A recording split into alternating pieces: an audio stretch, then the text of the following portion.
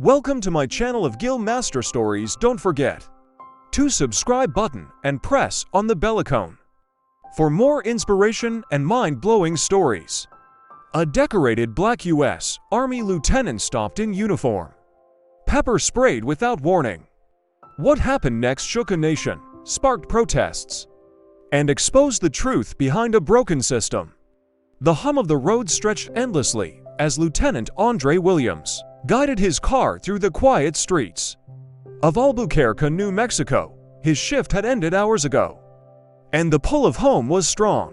Wearing his neatly pressed U.S. Army uniform, Andrea had just returned from a base meeting that ran late. The rhythmic flicker of streetlights overhead cast a soft glow on the dashboard as he approached a stoplight. The unmistakable flash of red and blue lights lit up his rearview mirror. Andre sighed, pulling over to the side of the road. His hands instinctively went to the steering wheel, fingers spread, as he thought back to the countless lessons his father taught him about staying calm during police interactions, even as a soldier. These teachings were never far from his mind. The officer approached briskly, his flashlight cutting through the darkness. Andre rolled down his window, just enough to hear the voice on the other side. "License and registration," the officer barked, his tone sharp, almost hostile. "Yes, sir," Andre replied evenly, his voice calm, though his heart beat faster. He reached toward the glove compartment, narrating each movement aloud. "I'm getting my registration from here, and my wallet is in my pocket." The officer's flashlight didn't move, trained firmly on Andre's face. "What's a guy like you driving this kind of car for?" The officer sneered, eyeing Andrea's new sedan. Andrea stiffened but said nothing, his training kicking in. When Andrea handed over his documents, the officer leaned closer. "Step out of the vehicle." Confusion flickered across Andrea's face. "Sir, is there a reason for this request?" The officer's jaw clenched as he repeated louder, "This time I said step out of the vehicle." Andre unbuckled his seatbelt and opened the door. Slowly, careful to keep his hands visible, his boots hit the pavement as he stood to his full height, towering over the officer. Even with his uniform on, even with his composure intact, there was no mistaking the tension crackling in the air. Suddenly, the officer's hand moved to his belt, pulling out a canister before Andrea could utter another word. The officer unleashed a blast of pepper spray directly into his face. Pain seared through his eyes, and Andre stumbled backward, coughing and gasping, his hands instinctively covering his face. "Why are you doing this?" Andrea choked out, his voice hoarse and strained. "Stop resisting," the officer yelled, though Andrea hadn't moved aggressively or made any sudden motions. He fell to his knees, disoriented and vulnerable, from the corner of his stinging eyes. Andre noticed car windows rolling down. Bystanders started recording, their shocked voices carrying over the night air. "Hey, he's not doing anything. He's in uniform, for God's sake." Andre's mind swirled with pain and disbelief. He couldn't see clearly, but he could feel the weight of every onlooker's gaze and hear the murmurs spreading through the small crowd. This wasn't just a routine stop anymore. It was something far bigger, and it was happening to him. As the officer placed handcuffs on Andre, a voice from the crowd yelled, "We're getting this on video, man. You're not getting away with this." Even through the chaos, those words planted a seed of hope amidst the despair. This wasn't over. What should have been a straightforward interaction had become a nightmare, yet this was only the beginning. The consequences of that night would ripple far beyond anything Andrea could imagine. Andrea sat on the cold pavement, his eyes burning and his vision still blurred. The officer's grip on his arm was firm as he forced him toward the patrol car, despite the physical pain. It was the weight of humiliation that stung the most. A decorated U.S. Army lieutenant, treated like a criminal in front of strangers. His chest tightened as the gravity of the situation sank in. The crowd was growing. People stepped out of their cars, some shouting questions at the officer, others holding their phones high to capture the unfolding scene. A woman's voice cut through the commotion, trembling with outrage. "Why are you arresting him? He didn't do anything wrong." The officer ignored her. pressing Andrea against the hood of the car. As he fumbled with his radio, the murmurs turned into angry shouts. A mix of confusion and fury swelling in the air. A second patrol car arrived, and another officer stepped out, his expression shifting as he took in the scene. He looked at Andre, his uniform unmistakable, and then at his partner, whose face was flushed with adrenaline. "What's going on here?" he asked sharply. The first officer didn't respond, continuing to tighten Andre's handcuffs. Andre, finally catching his breath, managed to speak, his voice cracking. "I'm a lieutenant in the U.S. Army. I complied with every order. I need medical attention." He pepper-sprayed me for no reason. The second officer hesitated, glancing toward the crowd, where voices were growing louder. "You sprayed him." Was he resisting? He wasn't resisting, someone from the crowd yelled, before the first officer could answer. "We've got it all on video," another voice chimed in. He asked why he needed to get out of the car. "That's it." The second officer's face tightened. He reached for his radio and called for a supervisor. "We need backup here," he said curtly. Andre was finally allowed to sit upright, though the cuffs remained cutting into his wrists. His eyes burned, but he forced them open, just enough to meet the gaze of the second officer. "You don't have to believe me," Andre said, his voice steadier now. "Just watch the footage." The tension thickened. As the first officer's bravado faltered, he shifted uncomfortably, clearly aware that the situation was spiraling out of his control. The arrival of the supervisor only added to the pressure. A commanding voice demanded an explanation, and Andre felt a flicker of relief as the crowd shouted their version of events, louder than the first officer could defend himself within minutes. The lieutenant was released from the cuffs, but the damage had already been done. His uniform was wrinkled, his dignity bruised, and the pepper spray still stung his skin. He sat on the curb, refusing medical attention until he could call someone he trusted. "This isn't over," he murmured to himself, more determined than ever as he stood to leave. The woman who had shouted earlier approached cautiously. "I'm sorry you had to go through that," she said, holding out a bottle of water. "We've got your back. A lot of us recorded everything." Andrea nodded his thanks, the faintest glimmer of gratitude breaking through his anger. He didn't have to fight this alone. By morning, the videos were already flooding social media. Andre's story was no longer just his, it was a rallying cry for everyone who had ever felt powerless in the face of injustice. But the battle ahead would test his strength in ways he never imagined. Andre woke the next morning to a flurry of phone notifications, texts, calls, and social media alerts piled up as though the world had erupted overnight. As he rubbed his swollen eyes, his phone rang again.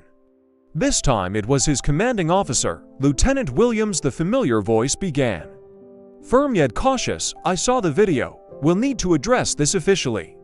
"Are you okay?" Andre hesitated. Physically he'd recover, but the weight of what had happened lingered, like an ache in his chest. "I'm managing, sir, but it's bigger than me." The commanding officer agreed, assuring Andre that the military would stand by him. But as the call ended, Andre couldn't shake the nagging thought.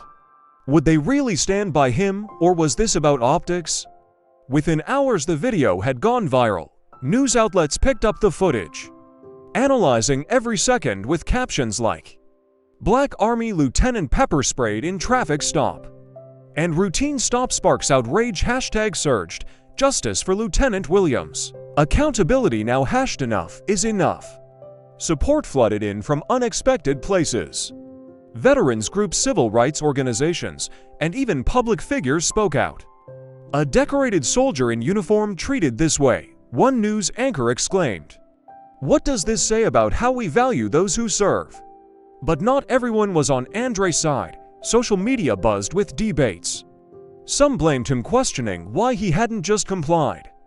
Others argued it didn't matter. No one deserved to be treated that way, especially without provocation. The polarization was overwhelming. Andre stayed silent for the first day, watching the chaos unfold. His name was everywhere, his face on every screen. The woman who had recorded the clearest footage, a local teacher named Bianca, reached out. "I've been getting calls from reporters," she said. "I just want you to know, I'm willing to testify if it comes to that." Her words carried more weight than she realized.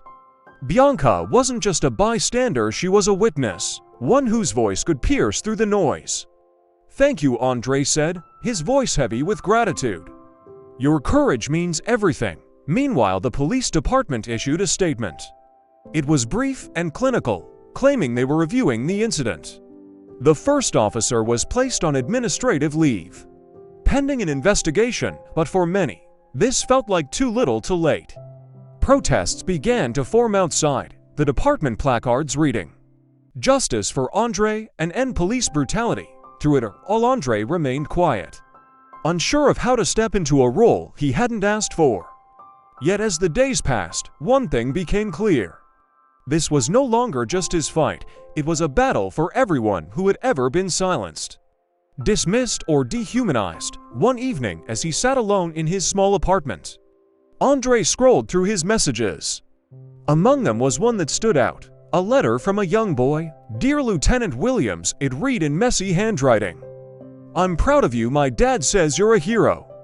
Andre stared at the screen, the words blurring as tears filled his eyes. Hero. He didn't feel like one. But if this was what being a hero meant, standing up even when it hurt, then he knew what he had to do. The groundswell of support pushed Andrea to the forefront of a growing movement. But the deeper the public dug, the more they uncovered, and the darker the truths they unearthed became. The media storm surrounding Andrea's case put the Albuquerque Police Department under intense scrutiny. Investigative journalists began digging into the officer who pepper-sprayed Andrea, unearthing a troubling history.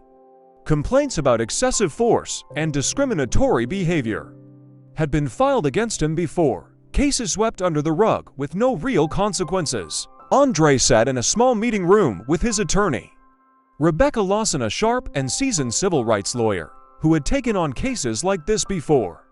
"They're trying to frame this as an isolated incident," Rebecca said, sliding a stack of documents across the table. "But it's not. This officer has a pattern. And so does this department." The papers detailed other traffic stops, other complaints, all eerily similar to what Andre had experienced. Andre felt a surge of anger and disbelief. How does someone like that stay on the force? He asked, his voice tinged with frustration. Rebecca sighed. "It's the system, Andre, and now we have a chance to expose it."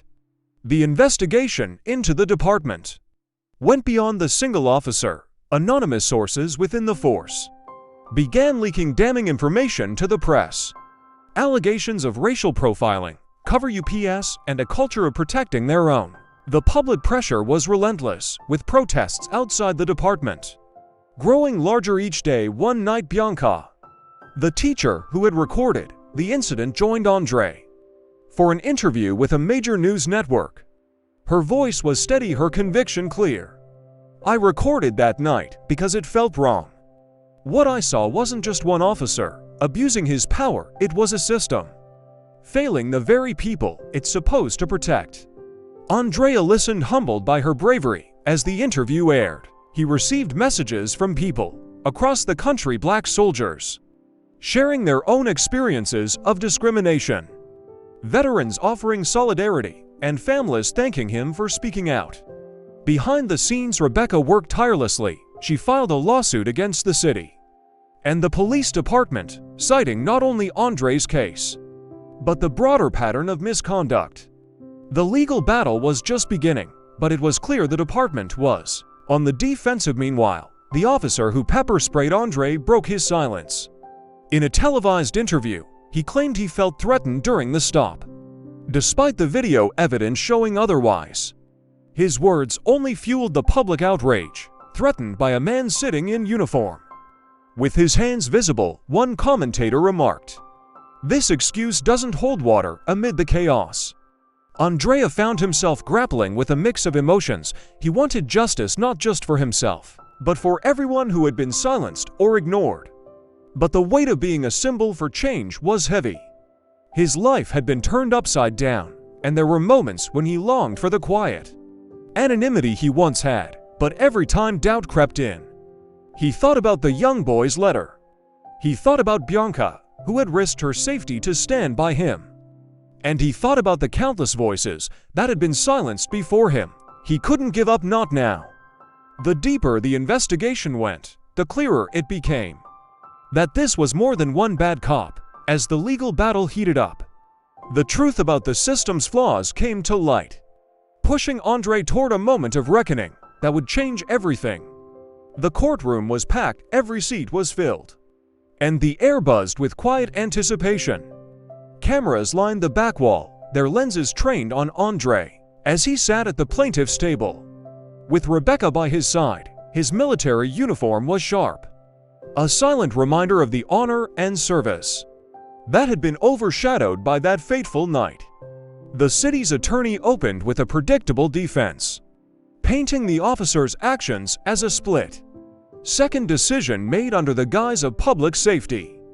But Rebecca was ready. She methodically dismantled their narrative, using the video evidence, the officer's history, and testimonies from other victims to paint a damning picture of systemic failure. Bianca took the stand first, her voice steady as she described what she had seen.